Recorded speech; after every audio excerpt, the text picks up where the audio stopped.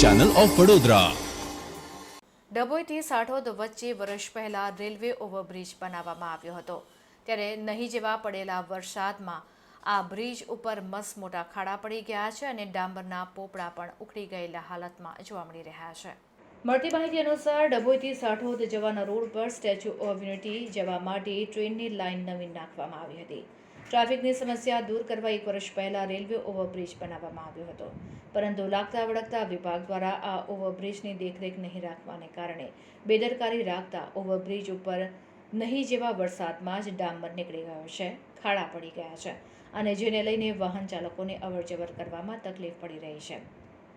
સાથે જ વાહનોને પંચર પડે તેવા બનાવો પણ રોજે રોજ બની રહ્યા છે, ત્યારે વહેલી તકે લાગતા વળગતા અધિકારીઓ દ્વારા આ ખાડા પૂરવામાં આવે અને ડામર નાખવામાં આવે તેવી માંગ ઉઠી છે।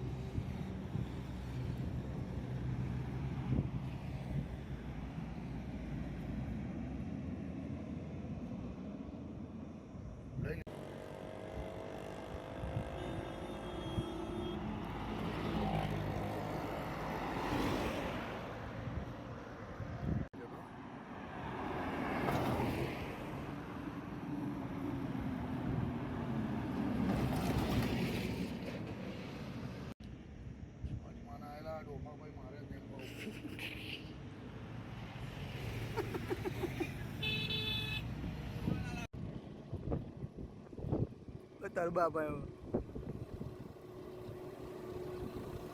કોઈ ચડાઈ દેતું રે દાદા।